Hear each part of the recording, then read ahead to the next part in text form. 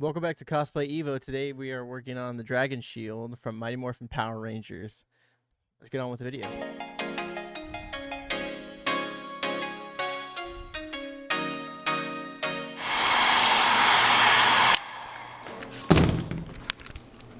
The table was dirty.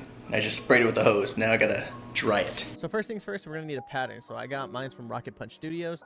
The initial plan was for me to make my own file and make it a downloadable file for you guys so you can have it for free. But I was on a crunch because this shield I was making was for a contest.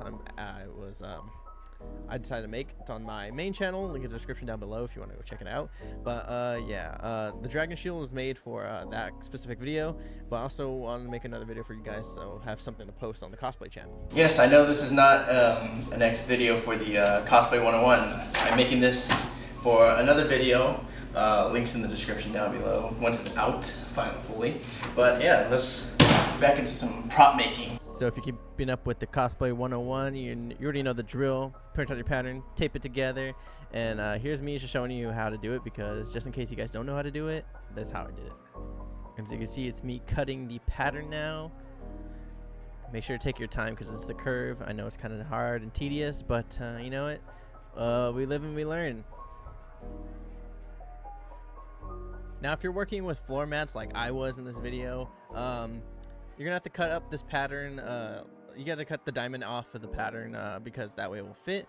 Unless you're using the EVA foam I usually get from Hobby Lobby, and then skip this step. But if you're using floor mats like me, you're gonna have to cut up the pattern, unfortunately.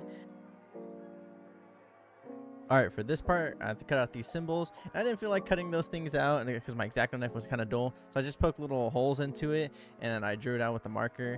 Now for this part, you're going to need a sharp blade. I tried to cheat and use my bevel edge cutter, but unfortunately that wasn't sharp enough, and then I made a new one. So this is the new one I made, but in the next clip you're going to see what happens if you don't keep your blade sharpened.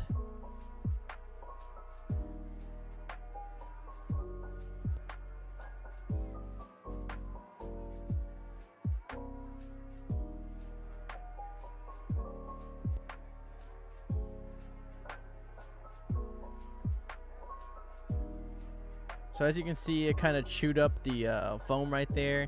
Yeah, that was not a pleasant thing to have, but thankfully it gave me a test piece to actually use my wood burner, so that way I don't mess it up on the actual one I'm going to use. So as you can see, and if you're using a wood burner, I say it in every video, do this in a well-ventilated area, use a mask, and wear gloves because you don't want to burn yourself, and also you don't want to be breathing in those fumes.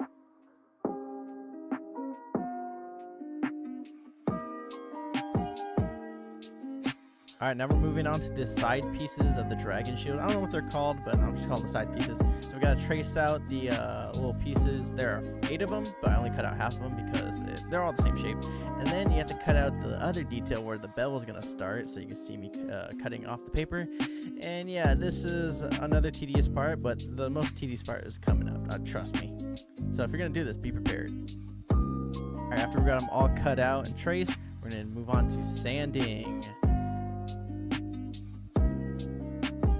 More sanding, and more sanding, and finally the last round of sanding. Okay, so after we're done sanding, we're going to glue on these little pieces to the shield, and you already know we were using contact cement, the best glue for your EVA foam, and we use this in a well ventilated area and use a mask. And now after we're done with that, we're going to heat shape it with a heat gun. Now I recommend you tape it down and glue it because the foam is going to want to just expand again over time. So this you need to really heat this up and make sure the little side pieces don't come off, because heat likes to peel it off.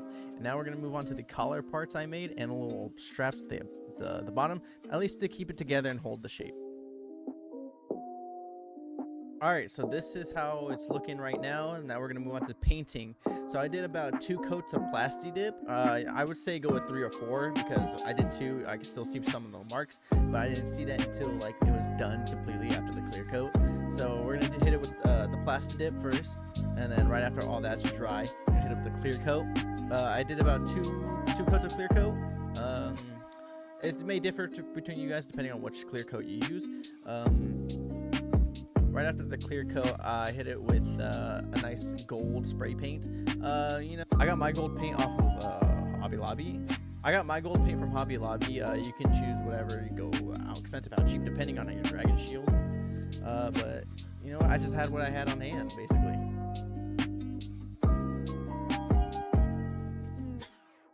And here is how it's looking on the mannequin, all painted. Now the final step of this dragon shield, and I can finally say it's done, is to do the black outlines. So I did the black outlines with acrylic paint. I did about 2-3 coats on it, and acrylic paint dried super fast during this process. I did this all in one take, by the way. And I just used a brush. You know, I went slow and steady, made sure my brushes were correct. And if I did make it a little bit mistake and got on the gold, I just wiped it off. It's not really that noticeable, but you know, if you get up close, you'll definitely see it.